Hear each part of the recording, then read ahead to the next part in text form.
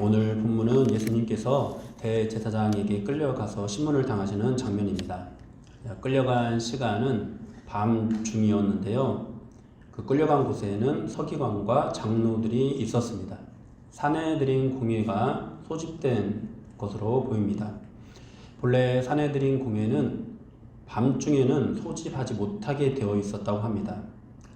그런데 밤에 회의가 열렸다는 것은 예수님을 죽이기 위해서 불법으로 공회가 소집된 것입니다. 대제사장은 예수님께 신성모독이라는 판결을 내리게 되는데요. 이 과정을 통해서 성경이 우리에게 드러내고자 하는 뜻이 무엇인지 살펴보도록 하겠습니다. 먼저 성경은 베드로가 대제사장의 집 뜰까지 들어간 장면을 기록하고 있습니다. 이 말씀은 베드로가 예수님께서 신문 받으시고 모욕을 당하시는 그 모든 과정을 목격했다는 뜻입니다. 지금까지 베드로는 줄곧 예수님과 함께 해왔습니다. 주와 함께 죽을지라도 예수님을 배반하지 않겠노라는 그런 다짐을 했습니다. 그런데 오늘 이 사건 이후에 베드로의 모습을 보면은 예수님을 3번 부인하는 그런 장면이 나오는데요. 그가 그렇게 연약해질 수밖에 없는 이유가 오늘 본문에 나와 있는 것이 되겠습니다. 베드로가 붙잡히신 예수님을 따라서 위험을 무릅쓰고 대제사장의 집까지 온 것은 아마 자신이 했던 말을 지키기 위함이었을 것입니다. 그리고 하나님의 아들이신 예수님이 절대로 이대로 끝날 리가 없다, 이런 생각도 가지고 있었을 겁니다. 예수님께서 사람들 앞에서 당신의 권능을 드러내실 것이라는 그런 기대가 있었던 것이죠. 그러나 오늘 예수님의 모습은 어떠합니까? 사람들이 거짓 증거로 예수님을 잡으려고 하는데도 아무런 그런 저항을 하지 않으십니다. 대제사장이 신성모독이라는 그런 판결을 내리고 사람들이 사형에 해당하는 죄다라는 그런 말을 하고, 그리고 마침내는 얼굴에 침을 뱉고 주먹으로 치는 그런 모욕적인 그런 일을 당하는데도 아무 말씀을 안 하십니다. 그냥 가만히 계십니다. 베드로의 실망과 좌절이 커졌을 것으로 보입니다. 다음에는 또 예수님의 그 신문 받으시는 모습에 대해서도 기록을 하고 있는데요. 사람들은 거짓 증거로 예수님을 죽일 구실을 찾고 있었습니다. 이에 대해서 예수님께서는 침묵하셨다, 이렇게 말씀을 하고 있습니다. 거짓으로 증거를 찾으려 하다 보니 일치하는 그런 증거가 나오지가 않았습니다. 유대인의 재판은 반드시 2-3 사람의 증인이 있어야 유죄 판결을 내릴 수가 있었습니다. 일치하지 않는 진술로는 유죄 판결을 내릴 수가 없었습니다. 그때 마침 2 사람의 일치하는 진술이 나오게 되는데요. 그것은 예수님께서 성전을 헐고 사흘 만에 다시 지을 수 있다라고 하셨다는 진술이었습니다. 이 증언은 일부 사실입니다. 요한복음 2장 19절에서 예수님은 너희가 이 성전을 헐라 내가 사흘 동안에 일으키리라, 이렇게 말씀을 하신 적이 있습니다. 성전 파괴 발언은 유대인들에게 신성모독이 될 수 있었습니다. 그러니까 이 증언으로 예수님이 자칫 유죄 판결을 받을 수도 있는 위기가 닥친 것이죠. 하지만 따지고 보면은 예수님께서는 내가 성전을 헐겠다, 이렇게 말씀을 하시지는 않았습니다. 너희가 이 성전을 헐라, 이렇게 말씀을 하셨죠. 적극적으로 변론을 한다면은 어쩌면 무죄를 입증할 수도 있었습니다. 그런데 예수님은 아무런 변명도 하지 않으십니다. 오히려 불리한 대답을 하시는데요. 네가 하나님의 아들 그리스도인지 우리에게 말하라 하는 대제사장에게 네가 말하였다 라고 대답을 하십니다. 스스로 그리스도라고 인정하는 그런 대답을 하신 것입니다. 사람이 이런 말을 하면, 자신을 신격화하는 말을 하면 이것은 신성모독이 됩니다. 대제사장은 예수님의 이 대답을 구실로 이는 신성모독죄라고, 그리고 사형에 해당하는 죄라고 판결을 내려버립니다. 예수님은 왜 아무 저항도 하지 않으셨을까요?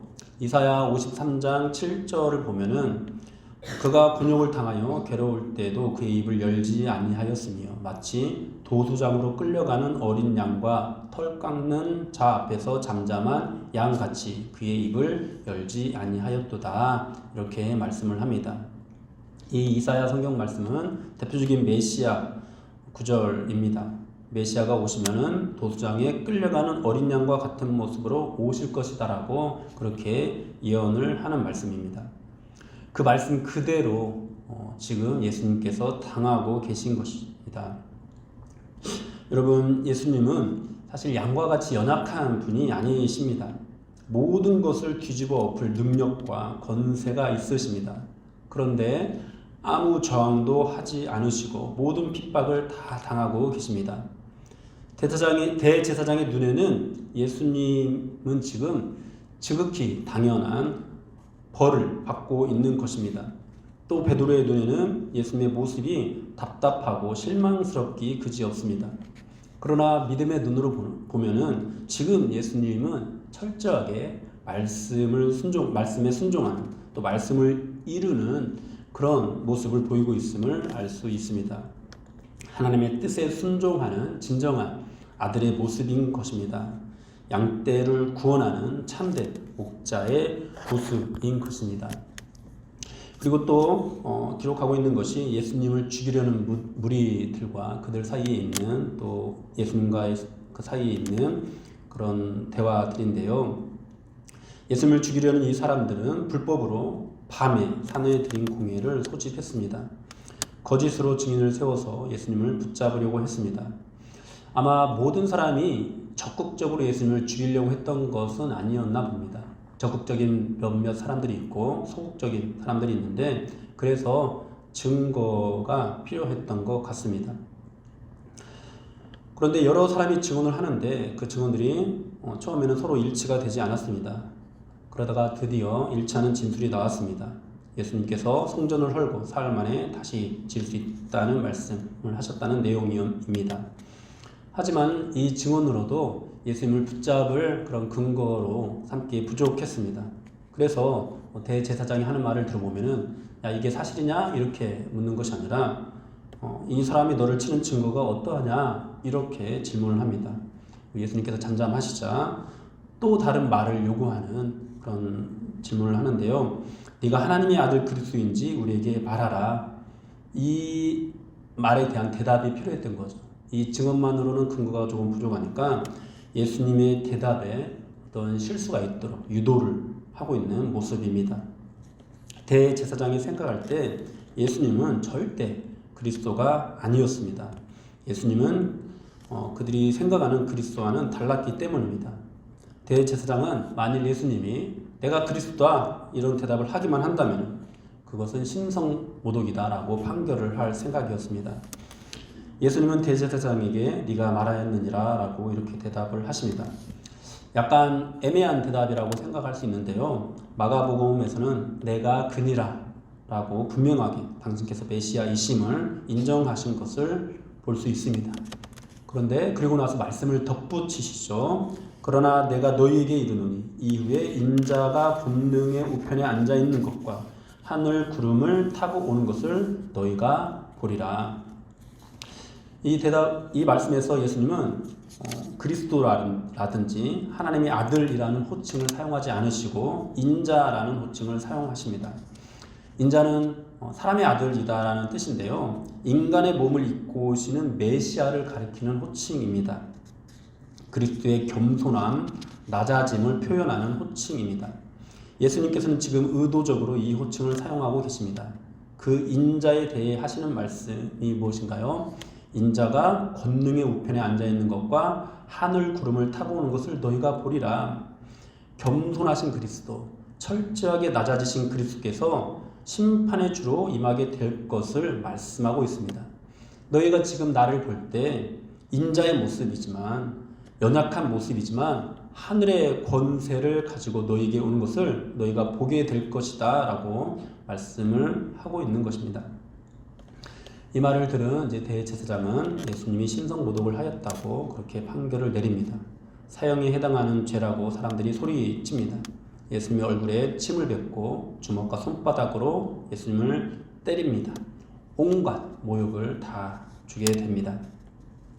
사랑하는 여러분, 지금 대제사장과 바리새인들 그리고 베드로까지 포함해서 이들이 보는 예수님의 모습은 어떤 모습인가요? 그들이 기대하는 그리스도의 모습이 아니었습니다. 그래서 대제사장과 바리새인들은 예수님을 그리스도로 인정을 하지 않고 죽이려고 합니다. 베드로는 그가 믿었던 그리스도의 모습에 실망을 하고 있습니다.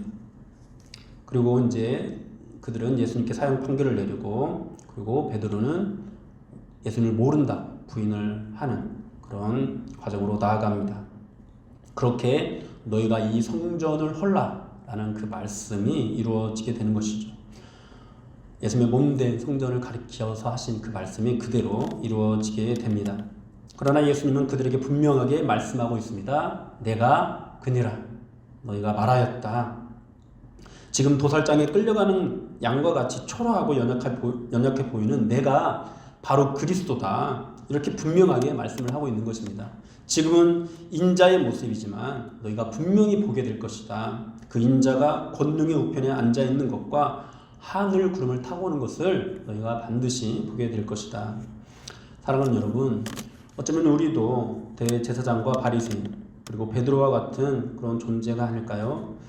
우리는 그리스도를 바라보고 있지만 도살장으로 끌려가는 양과 같은 그리스도를 기대하지는 않습니다. 대부분 유대인들이 생각했던 그런 그리스도를 기대합니다. 이 땅에서 어떤 보상과 선물을 가져다 줄 그리스도를 기대합니다. 그래서 인자의 모습으로 우리를 찾아오시는 예수님을 부인합니다. 도살장으로 끌려가는 어린 양과 같은 그런 그리스도에 실망을 합니다. 그러나 사랑하는 여러분, 우리가 외면했던 그분, 우리가 실망했던 그분이 결국에는 권능의 우편에 앉게 될 것을 우리가 보게 될 것입니다. 그분이 하늘 구름을 타고 오실 것을 우리가 반드시 보게 될 것입니다. 대제사장이 예수님께 트집 잡은 말은 너희가 이 성전을 헐라라는 말씀이었는데요. 여기에서 성전은 건물 성전이 아니라 예수님의 몸을 가리키는 것입니다. 당시 사람들은 그것을 몰랐습니다. 그들은 건물 성전만 알 뿐이었습니다. 당시 성전은 46년 동안이나 지어져 가고 있었는데요. 이것을 감히 누가 헐고 어떻게 3일 만에 다시 세울 것인지 이해하지 못했습니다.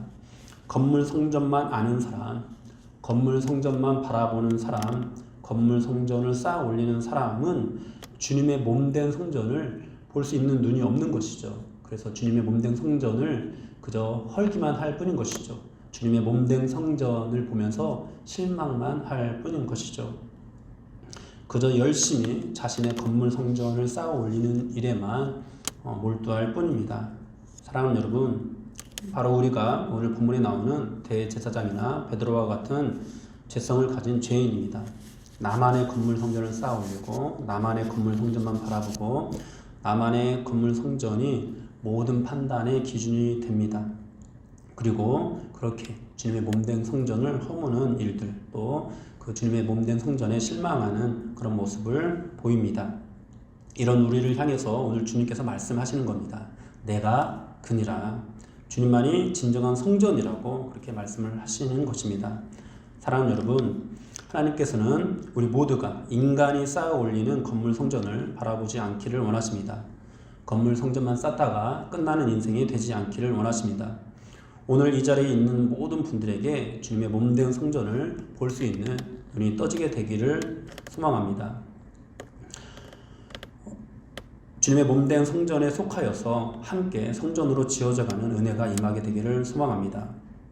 부활하신 주님께서 베드로를 찾아가심으로 그가 주님의 교회에 속하게 된 것처럼 예수님을 십자가에 못 박은 사람들 중에서 사도들의 복음을 듣고 회개한 사람들이 주님의 교회가 된 것처럼 오직 은혜로만 주님의 몸된 성전과 하나가 될 수 있습니다. 내가 그니라 하고 말씀하시는 이 말씀을 여러분 받으시기 바랍니다. 지금도 틈만 나면 나의 건물 성전을 쌓아 올리려는 우리에게, 나의 건물 성전만 바라보는 우리에게 주시는 하나님의 말씀입니다. 나의 성전을 쌓으려 하기보다 오직 주님의 몸된 성전에 속하기를 소망하십시오. 도살장으로 끌려가는 양과 같이 연약한 주님의 모습이 바로 진정한 교회의 모습입니다. 지금은 연약한 듯 보이지만 그분이 반드시 권능의 우편에 앉게 되고 구름을 타고 오실 그리스도가 되신다, 진정한 교회가 되신다라는 사실을 믿으시고 끝까지 예수님의 몸된 성전에 속하게 되는 여러분들이 되기를 축복합니다.